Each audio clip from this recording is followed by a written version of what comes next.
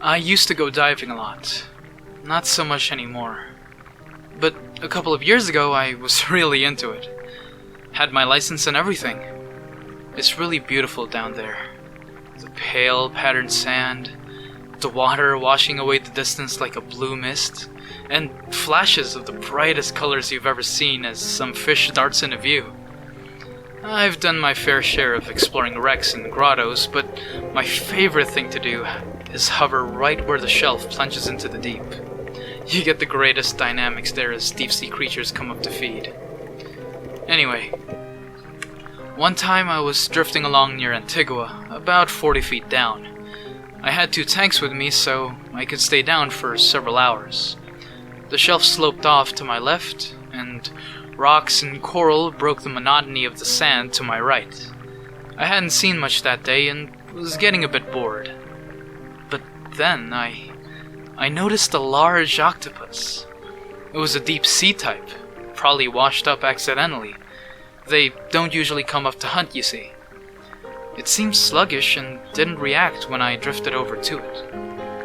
Now, octopodes aren't very friendly creatures. If you manage to get near one, they usually flee within seconds. I'm sure you've seen videos of them changing colors to match their environment. Not all species can do that, but they're all very good at hiding. So seeing a deep-sea octopus up close was quite an opportunity. It was about a foot from crown to beak and dark mottled green. Its tentacles curled around it, perhaps 4 feet when extended, and pale on the underside. Its eyes looked like golden rings around narrow black pupils. It was having trouble moving and looked half dead. I decided to try to get near it. There were some yellow-tailed jacks nearby, and I speared one with my knife. Now, I'm sorry if that offends you. I'm not one of those touch-nothing divers. So, cautiously, I approached the octopus and offered it my fish, shoving it out ahead of me and letting it drift toward the creature. Success! It didn't run, but lazily reached an arm out to capture the morsel.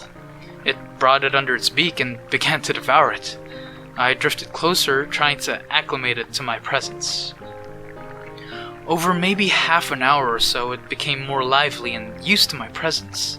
Apparently, I had bought its tolerance with my offering. And it even began to play a little bit, darting away from me and then back. I had a stick with me that I used to test holes and mud and such, and it occurred to me that maybe I could teach it to play fetch. I brought the stick out and waved it until it seemed like I had its attention. And then I threw the stick out sideways. It didn't go very far underwater, of course, but the octopus went after it and grabbed hold. Now, it didn't seem inclined to return it to me, though, so I swam closer. It was now waving the stick at me, and then it tossed it out to the side. It was copying me. I retrieved the stick, and then an interesting idea came into my head. Next to us was a large flat rock covered in half an inch of mud and detritus. Careful not to disturb the layers, I took the stick and slowly drew a crude figure of a man. 2 legs, 2 arms, and a round head coming off a central cylinder. The octopus seemed to be watching with interest, and so I tossed it the stick and it caught it easily. It sat there toying with it, and for a few moments I thought my expectations had been too high. But then, it reached out with the stick and began tracing its own mark in the mud. It was even cruder than mine, to be sure, but clearly a drawing. However, the proportions were all wrong. It had fused the head with the body into one ball. There were too many legs. I was just happy it was copying me. I'd heard octopuses were smart, but this was really something. But then, it hit me like a freezing wave. The octopus wasn't copying my drawing. It was drawing itself. The implications of this were huge. If I'd had a video camera then, I would be a famous man today. The only other animal I'm aware of that's capable of imagination and self-awareness to do something like that is the ape, first cousin to humans. That the ancient octopus, without so much as a spinal column, had the mental capacity for such a feat would surely have turned biology on its own head. However, I didn't have a camera, and the scientists I've told my story to greet it with understandable skepticism. I would put all my time into trying to prove it myself, but I just can't bring myself to go diving anymore. Anyway, once that realization struck, I got excited. The octopus passed the stick back, and I began drawing other sea creatures and common sights. We kept on for maybe an hour, and the octopus contributed as much as I did. It even drew something I took to be a crude figure of a submarine, with a con tower, propeller screw, and even torpedo holes. Finally, the octopus led me to the other side of the rock, a blank canvas. Far down in the corner, it again drew itself, and then me. These figures were very small, maybe an inch or two tall. Then, painstakingly, it went to work on a much larger drawing. At first I thought it was a whale, but whales are roughly the size with submarines, so it didn't seem to justify the scale. Furthermore, the proportions were all wrong. This seemed like something more humped and compact, almost as if it were upright rather than aquiline. And it had weird bits sticking out that just didn't seem like fins. I couldn't place it. An oil platform, maybe? No, the lines were too natural, and an octopus wouldn't know what the top of an oil platform looks like. When the drawing was done, we both sat and looked at it for a while. I took the stick back from the octopus and circled a drawing of us, and then drew a line to the thing. I'm not sure if the octopus picked up on my confusion, because it just sort of sat there for a while. It didn't try to take the stick back. Then it just started swimming away. I followed it at a distance. It seemed to be keeping a pace, leading me on. Then it turned and shot out into the deep area of the shelf. I was a good way through my second tank and wasn't supposed to go any deeper, so I had to let it go. It stopped once to watch me and then darted off, dissolving into the dark blue depths.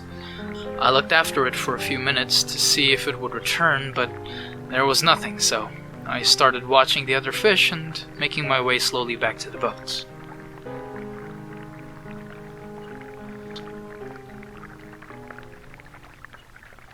Then, suddenly, there was a low thrumming sound all around me. It wasn't very loud, but it was big, as if it came from the ocean floor itself. I've heard of underwater eruptions, but I've never been in one, and I wondered if I was about to be. But this didn't sound like anything natural. It sounded like the call of some animal, slowed down into the virtually subsonic range and projected from huge speakers from very far away. I've had a chance to look over the seismograph recordings for that day, and nothing shows up at that time for that frequency. I have no idea why. The fish were going crazy too, darting back and forth and all heading inland. And not just the reef fish. Larger ones from deeper in were streaming by me even faster. Suddenly, among them, the octopus appeared again, or at least one quite like it. It swam up to me and eyed me strangely, then darted past with the rest. The thrumming sounded again. Looking out to sea, I gradually became aware of a large, dark patch. It was very hard to tell how big or far away it was, but there was plenty of both to go around. It was hard to tell more than just a shadow in the murky water, but it clearly wasn't a whale or anything man-made. I couldn't even tell if it was a single creature. There seemed to be long strands like kelp or jellyfish tentacles streaming out of it, but immeasurably larger. It looked like nothing so much as an ancient, misshapen section of coral reef broke off and is now floating. At least the part I could see. It seemed to fade off into the distance as though that mass, immense as it may be, was only a limb to something far larger. I've never seen a naval carrier from underwater, but I imagine that's the kind of shadow it would cast. The thrumming rang out a third time. An unreasoning fear seized me. I didn't appear to be in any danger, though the thing was vaster than anything I had ever seen. It was too far away to reach me quickly, and it seemed like it wouldn't fit into the shallows. Anyway, nevertheless, I was gripped with the feeling that if I didn't get away as fast as I could, I would be dragged down into the abyss and consumed. I could feel the very water itself drawing me down into the black maw. Heedless of the depth or my equipment, I surged upwards. As I rose, of course I began cramping, but I clawed my way up anyway. I was still far from the boat. When I broke the surface, I could barely move. I had to keep my mouthpiece in because I couldn't keep my mouth above the water. I certainly couldn't call or signal the boat. Far from receding, my panic was worse than ever. From above the water, I couldn't see the thing or tell whether it was coming for me. I thrashed my slow, painful way toward the boat. Finally, someone on board noticed, and they came to pick me up. I had the bends, bad, and had to stay in hospital for a few weeks until I was over it. The doctors tell me I was lucky not to get a stroke or some other permanent damage.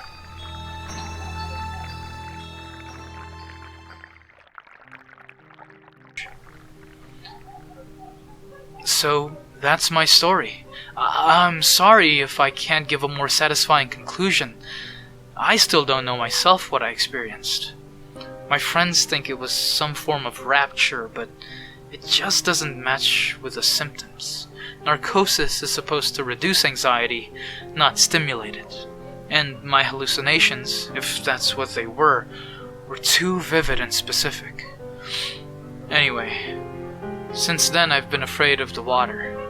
I tried going out once or twice, but all I can do is stay shaking in the boat. I think there really was something out there, and I don't think it's something I ever want to come across again. Alright, you guys, wow. That was the Antiguan Giant, one of my favorite creepypastas of all time, and I'm happy that I get to read it to you guys now. I hope my voiceover did it justice. I hope you guys like this video. Judging from the last one, you guys really like the long reading I did for the Skinwalker story, and so I'll keep making them as long as you guys keep telling me to make them. So leave a like and a comment down below telling me to make more, to upload more frequently as well. And again, my name is Chester. I am your best friend on the internet from Stories Untold, and as always, I will see you guys in the next one. Bye bye now.